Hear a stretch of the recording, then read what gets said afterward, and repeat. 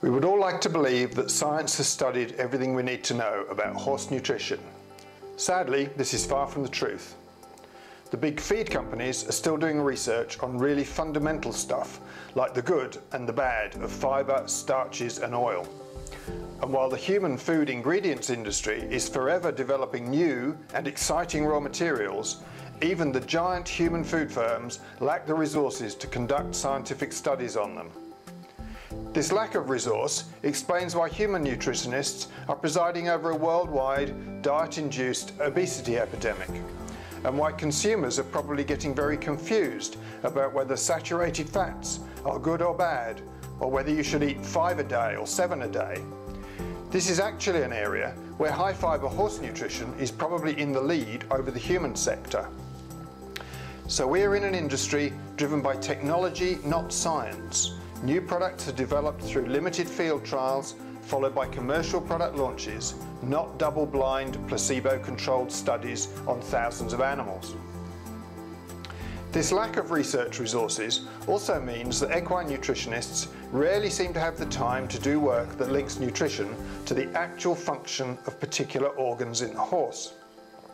Few equine feed trials use more than 6 horses, and they rarely tell us about any organs except for the gut, the liver and the kidneys. We are very proud of the fact that we recently won a National Innovation Award largely for the way that we have leveraged our exceptional customer service team to generate data on how thousands of horses respond to chelated calcium supplementation. And we are very grateful to the huge number of customers that cooperate with this process. And those of you who have shared blood sample data with us, our gratitude is even higher. And you can be proud that your efforts have not been squandered, even at the highest level. So if you want all the feed you get your horse to eat to be truly scientifically proven, you may as well stop this video now and stop feeding your horse any commercial feed or supplement products. Then buy your hay from the steppes of Asia, where modern horses evolved, and keep your fingers crossed. At EquiFeast, we've done a considerable amount of research into the roles of calcium and magnesium and how to feed them to horses for greatest effect. You will find a video on magnesium elsewhere in our YouTube channel. None of this work constitutes true science, but it is the development of exciting new nutritional technology using ingredients that occur naturally in our bodies and the bodies of our horses. First of all, this video will focus on calcium ions. These are the most common form of calcium in the blood and occur naturally in grass, hay and cereals.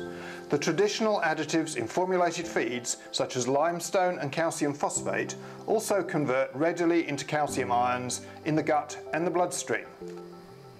I will then move on to chelated calcium, which we believe should be regarded as a nutrient in its own right. But before we get technical, let's give you a taste of what chelated calcium can do for horses. This is a video we prepared when visiting Australia, and we have selected it here because it shows effects on behaviour and 2 hormone-related conditions. While chelated calcium is becoming very well regarded in the UK for its ability to optimise brain function in horses, this is still a novel concept in most of the world. And the other benefits shown here are still very understudied and rely entirely on anecdotes, though in many cases it is quite a large number of anecdotes. Annie's a 17-year-old Anglo-Arab mare, about 14.3. She's been out of work now for 8 years, had a foal, had a great deal of trouble getting in foal the first time, but then we realised that she actually would come into season and then just run away from the stallion because she was out in the paddock. So we brought her home and brought the stallion back with us and actually hand served her here. Then she had the foal, but she had the foal extremely fast, and her troubles really began from there. She'd stopped cycling properly. She would come into season 20 days in a row and go off for 2. She turns around, you can hear her from inside the house, and she's at least 60 metres away from the house behind buildings, squealing, biting her flanks and kicking at herself, and she gets so grumpy. She's a very alert mare, she's quite hot to ride, not naughty but quite steamy and hot to ride. She'll just bounce on the spot, but there's no buck and rear in her. And once we put her onto CCC, and I actually put her on to start with because she had foundered, and I put her on it simply because I wanted to quieten her down and see what would happen. So I put her onto CCC and she was quite foundered, couldn't walk, standing back on her hindquarters with the front feet out. Her coronet bands had actually started to sink and she was getting rings on her feet. And she'd been pulled off all feed except a handful were loosened. So from there I turned around and fed her CC, and in 2 days this mare had started to walk. I had not done anything but this, and she turned around and in a week she was trotting around the paddock as if she hadn't been lame. Her coronet bands actually came back up and stopped sinking, and she got no rings except the one original ring on her hooves. From there she just came back to normal. She started going. She actually started to get quite a nice top line. Her coat came right out and she went quite daftly, and she was on basically dirt in this CCC on a loading dose with just 2 handfuls of chaff a day, which would probably, if she's lucky, 1/4 of a kilo loose chaff. But the main things were her cycling just started to come normal, and she wasn't always, this mare's always been on alert like a little watchdog walking around the paddock, and if she runs to you, you've got to step out of the road. She'll run straight over the top of you. Well, she'd run to you and she was happy. Her eyes were much bigger and softer and happier, and she'd go to sleep under a tree, which she just doesn't do. And she was just a lot happier and calmer in herself. And I've now got some young girls that are starting to ride her. So she hasn't been ridden in 8 years. We lunged her. She'd been on CC for a week, a double loading. Lunged her, I'd say, five runs round one way, trotting. Cantered the other way because she decided she liked this, about 8 times. Pulled her up, popped a little kid on, and I would never have done this with her before. And we only walked her, but she walked around. She was as happy as Larry, and for a horse that hasn't been in work and is as hot as her, I'm quite amazed. And she just settled down and got on with the job. So I'm quite thrilled with that. So Annie's story covers behaviour and 2 hormone-related issues, and as a bonus, better hooves. It gives you a small taste of the breadth of benefits that chelated calcium has. But before we talk about chelated calcium, let's have a look at the importance of ionized calcium in the body. And we will start by focusing on the role of calcium in nerve cells, because that impacts on behaviour and is an area where we have a database of thousands of horses. You will see later in this video that calcium does the same job in the majority of other cells in the body as well. So let's look at this simplified diagram of a nerve cell. The blue represents the calcium-rich fluids bathing the cell, and the white represents the virtually calcium-free fluids inside the cell. In fact, there are stores of calcium in the cell not shown in this diagram, but it's easier to think of the inside of the cell as a virtually calcium-free zone, because that is what the functioning part actually is. I want to give you an idea just how big this concentration gradient is compared to the concentration gradients for other minerals. Sodium and potassium have concentration gradients of 15:1 and 30:1 respectively, and these are very significant and are required to create the action potential that is the mechanism for firing a message along the nerve cell. As you can see, the concentration gradient of calcium is more than 1,000 times that of sodium and potassium. Maintaining this huge concentration gradient for calcium is an incredibly expensive thing for animals to do. Pumping calcium out of the cell burns up a huge amount of energy.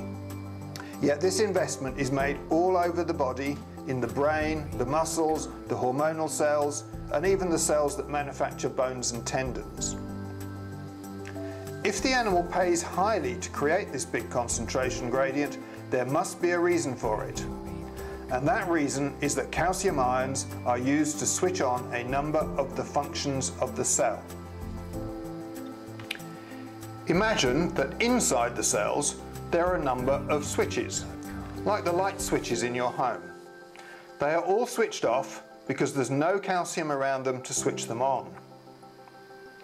But when these switches need activating, the cell wants lots of them switched on very quickly. This is achieved by opening pores called calcium channels in the cell membranes. The calcium flows down the enormous concentration gradient very fast. This puff of calcium ions finds the switches and flicks them on, activating the cell.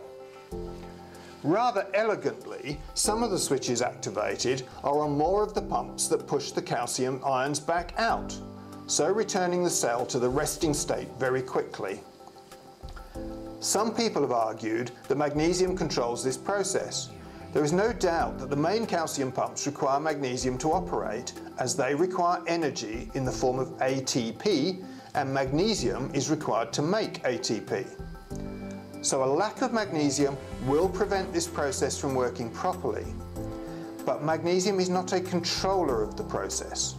There is a lot more about magnesium on another video you will find on our YouTube channel. In a nerve cell, these puffs of calcium ions switch on a number of functions. Illustrated here is its role in the release of neurotransmitters from nerve cells. This is the chemical message a nerve cell uses to switch on another nerve cell or other cells like muscles. But it actually does a lot more. Here are just the three main jobs: receiving a message, sending the message, passing it to the next cell in the chain of action. And let's look at the switching jobs calcium ions do in just a few more cell types. Just as calcium regulates the release of neurotransmitters, it does the same for gastric juices, hormones, and even sweat. It initiates both nerve impulses and the contraction of muscles. It controls the deposition and reabsorption of the minerals in bones, the deposition of collagen in tendons and ligaments, and the deposition of keratin in hooves and hair. Clearly, all of these organs are crucial to the optimum function of both recreational and competition horses. So where does the calcium come from for these switching roles? Huge areas of the world have soils that are rich in calcium, with bedrocks like limestone and chalk, and with lots of muds derived from these bedrocks. There is no shortage of calcium in most pasture or hay. The vast majority of this calcium is easily ionized. But despite that, there are also a few soils that are quite low in calcium, such as those that are peaty or based on igneous rocks like granite. These are the blue areas on this map. So what are the implications of these soils for horses? We tested the blood of horses from quite a few areas of the UK. All the horses had perfectly good total blood calcium figures. This is no surprise, as we haven't found a single horse here or in Australia that is outside the normal range for total blood calcium. This means that a total blood calcium test is really not a very useful diagnostic tool. And the levels of total blood calcium hardly change when the horses are supplemented with chelated calcium. For a number of years, vets have believed that the only calcium in the blood that matters is ionized calcium. Given the tight control over total blood calcium, you would expect this important ionized calcium would also be exceedingly well regulated. So the first blood tests we conducted came as something of a surprise. The chart clearly shows horses with ionized calcium levels that span the range from well above the normal range to well below. This is a clear contrast with the total calcium bloods, and this knowledge has forced us to try to pry even deeper into the regulation of blood calcium. And surprisingly, there is incredibly little modern science on this topic. Supplementing with chelated calcium has raised the ionized calcium of some horses and lowered the level in even more of them. So this begs the question whether or not the horse's performance is impaired by these apparently low ionized calcium levels. The two horses with the lowest ionized blood calcium levels are grazing pastures with very low soil calcium and not eating a great deal of formulated feed. In other words, they come from blue zones in this map. This combination probably explains the low level of ionized calcium in the blood. The question is, does this matter? The horse with the very lowest ionised calcium level, Tricia Hurst's Magin, actually finished as the best British horse in the Endurance World Championships soon after this blood sample had been taken. So clearly it had enough ionised calcium in its system for its body to function very well indeed, and over a prolonged period of time. It should be noted here that the normal blood range for any particular molecule is not necessarily the optimum range. These blood tests are rarely conducted on healthy horses. Although the horses in our trials were apparently healthy, they all had behavioural problems. The other thing to notice about this chart is that the general trend as a result of supplementing with chelated calcium is to lower the ionised calcium a bit. This is consistent with our experience in Australia. There we also took some urine samples, and horses on chelated calcium supplements generally started to urinate calcium carbonate crystals. This is actually common in horses grazing high calcium pastures everywhere in the world, suggesting they don't need as much calcium carbonate as we tend to feed them. So if total calcium is well regulated, but ionised calcium doesn't need to be, what is varying? Let's look at the calcium components in the blood and see what may vary. About 35% is bound to protein. Unfortunately, there's no direct way of measuring this component, though there are ways we can theoretically calculate it. Unfortunately, this will never be more than an estimate. In all of our trials, the protein level of the blood stayed very constant, so this calcium component presumably didn't vary much. Roughly 55% of the calcium in the blood is ionised. In our UK trials, this figure ranged from 46% to 56%. This comes from the calcium carbonate and calcium phosphates that naturally occur in forage and grains, and also from supplementary inorganic sources added to most formulated feeds. Roughly 5% of the calcium is complex with inorganic molecules such as bicarbonate. In theory, these are not biologically active, and we have no way to measure these nor to assess whether they are important or not. And roughly another 5% is complex to organic molecules. Similarly, we have no way of directly measuring this, but we are convinced that these molecules are crucial, as supplementing them has profound effects all over the horse's body. This is the group that contains the sort of chelated calcium that we supplement in our products, but it also contains some bad calcium, like calcium oxalate. What we can do is estimate the total of the two complexed groups and see how that estimate changes when we supplement with chelated calcium. In one trial in the UK, you can see that the amount of complex calcium goes up when we supplement with a chelate supplement. It is interesting that the amount of ionised goes down by a similar amount, suggesting that the chelated calcium has displaced some of the ionised calcium. This supports the view that ionised calcium is not the calcium controlled by the homeostatic process. Either total calcium is regulated, or possibly a combination of complex and ionised forms. There is no doubt that more research needs to be done in this area. This gets a little more complicated when the horse is getting some unusual complex calcium in the diet.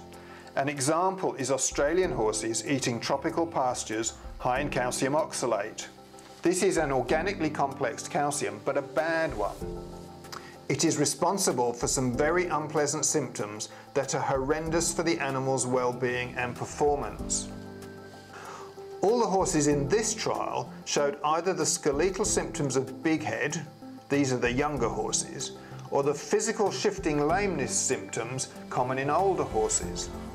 These pictures are of the 6-year-old Ollie, who showed both these symptoms, as well as extremely difficult behaviour.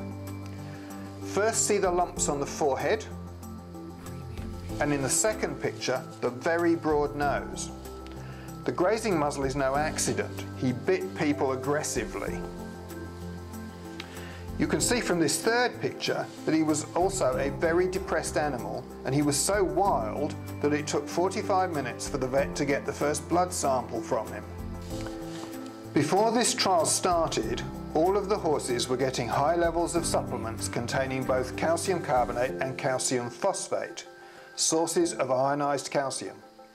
However, we removed these sources of ionized calcium and replaced them with a chelated calcium supplement. Initially, the supplementary calcium supplied was half that originally provided by the traditional sources.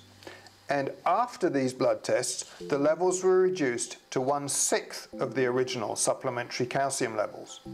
In other words, these horses were getting a lot less calcium in their diets during the trial. So what happened when Ollie was given less ionizing calcium and a little bit of chelated calcium? Well, the vet wasn't game to collect another blood sample, so she sent her assistant. It took less than 30 seconds. His lumpy head has gone and his nose is much narrower. Good boy.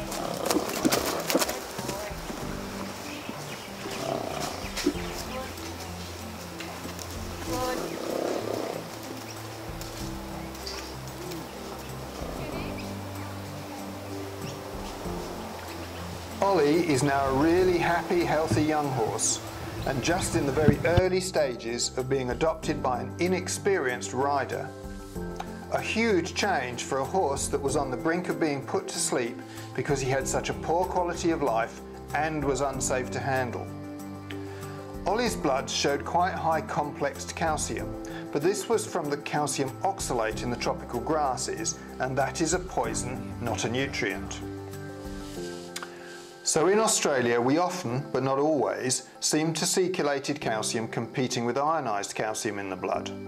At least that is our working hypothesis. In fact, in extreme circumstances, the calcium oxalate is so prevalent that it squeezes both the good chelated calcium and quite a bit of the ionized calcium out of the system. The lowest blood ionized calcium we had in our Australian trials was 36% before we supplemented, but the highest was 66%.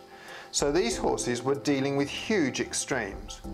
A month later, the range had narrowed to 47 to 57%, almost identical to the range in Britain. Ollie's bloods showed this a little bit, but another horse on the trial, Deer, shows it much more clearly, and those are the readings shown in blue. As you can see, Deer had a very high complex calcium figure on the right-hand side of the chart, and a correspondingly low ionized calcium figure. The high complex calcium was mostly calcium oxalate. We know that because she urinated it out during the trial. And despite being pumped full of traditional calcium supplements, the ionized calcium was extremely low. Let me emphasize that again. We took away the supplements that contribute ionized calcium, but the ionized calcium in the blood went up. Putting it another way, you can see that when she had those traditional supplements removed and a much smaller amount of calcium supplied as a chelate, all these levels normalized. And at these more normal levels, just listen to what happened to Deer's behavior and her chronic tendon ligament problems. Deer is a thoroughbred mare, 5 years old, was rescued from the Gympie slaughter sales, obviously a product of racing, a waste product of racing. She came to us in quite shocking care, very thin, with a previous tendon injury. Her tendon was quite enlarged. She didn't appear lame on it at all. We had her in care for about 4 months. The tendon slowly healed. We started to begin to put her into work. She was quite erratic. You couldn't get her to focus. You couldn't get her to do anything without a massive explosion. She was really, and being 17.2 hands high, she was quite dangerous. So we began to put her on the VCAL. We noticed her behaviour came right down. She was much easier to handle. She accepted new things a lot easier. But we did still have tendon problems with Deer. Her tendons would get a little bit hot when she was worked. There was one day I was just walking her up the paddock, just a slight hill. She squealed and reared up, and we heard a snap, and she snapped her tendon walking up the paddock. So this was before she went onto the VCAL. Yeah, it was around that time that we did stick her on the V-cow. We got the vet out, we did ultrasounds, we did tests. We were recommended to do injections of estrogen to get her healed. About an 18-month recovery period. Within 6 weeks we were back working that horse, and we haven't had a tendon problem since. Her legs hold up beautifully and she works beautifully. It's incredible. It is clear that this is a highly complex matter, and the general assumptions about calcium homeostasis are oversimplistic. But we also acknowledge that the sample sizes are small. We are not presenting this as scientific data, but as trials that deserve further investigation. What is clear from all of our trials is that every horse that has gone through our trial processes has improved in behaviour and some physical parameters. Here are a few snippets of ex-racehorse Ollie, who was destined for euthanasia because his behaviour was so dangerous and his life so miserable. Now he has fun and is learning with his new carer, Di.